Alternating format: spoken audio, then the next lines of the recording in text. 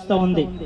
మరి మత్తయి సువార్త 11వ అధ్యాయము 28వ వచనములో మరి ప్రయాసపడి భారము మోయిచున్న సమస్త జనులారా నా యొద్దకు రండి, నేను మీకు విశ్రాంతిని కలుగజేతునని మరి యేసుక్రీస్తు ప్రభువు వారు చెబుతూ ఉన్నారు.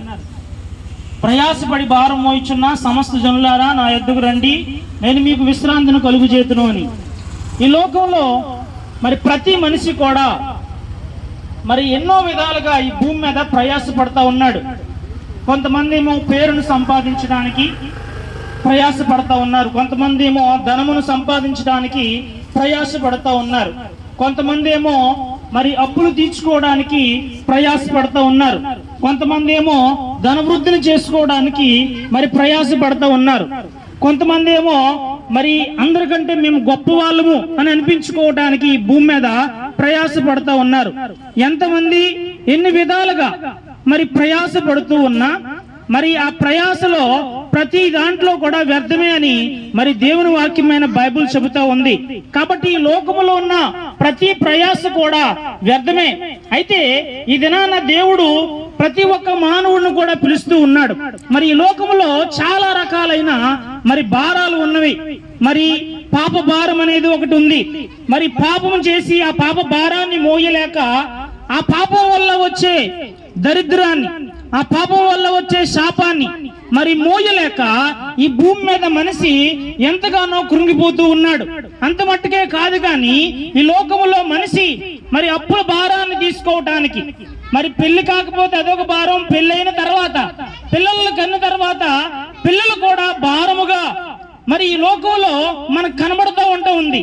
అయితే ఈ భూమి మీద ప్రతి మనిషి కూడా భారాన్ని మొయ్యలేక మూర్ఛిల్లిపోతా ఉన్నారు.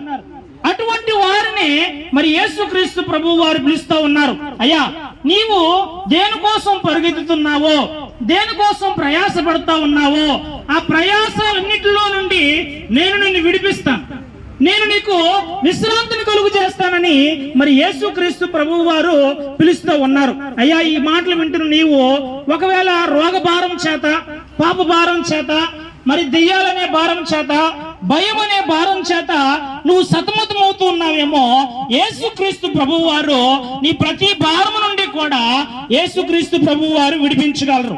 అందుకే దేవుని వాక్యం అంటుంది, మరి నీ భారము యెహోవా మీద మోపుము, ఆయనే నిన్ను ఆదుకున్నని మరి యేసుక్రీస్తు ప్రభువు వారు చెబుతా ఉన్నారు.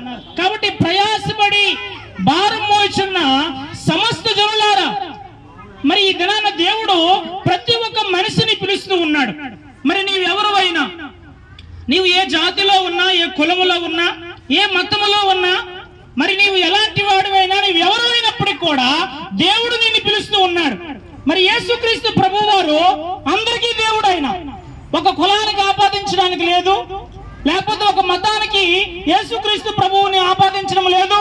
యేసుక్రీస్తు ప్రభువు వారు మరి అందరికీ ప్రభువు అయి ఉన్నారు. ఆయన మందిరము సమస్త జనులకు మందిరమే. యేసుక్రీస్తు ప్రభువు వారు అందరి కొరకు ప్రాణం పెట్టి ఉన్నారు. మరి యేసుక్రీస్తు అందరికీ ప్రభువు అయి ఉన్నాడు, అందరికీ దేవుడై ఉన్నాడు. కాబట్టి మరి నువ్వు ఏ కులములో ఉన్నా, ఏ మతములో ఉన్నా యేసుక్రీస్తు ప్రభువు వారు మరి నిన్ను పిలుస్తూ ఉన్నారు. మరి నీవు ఒంటరానివాడు అని చెప్పేసి, మరి నీవు కులం తక్కువవాడు అని చెప్పేసి ఒకవేళ వెలివేసినా, ఒకవేళ నీ స్థితి దీన స్థితి అయిందేమో, ఈ లోకంలో ఏమీ లేని వాడుగా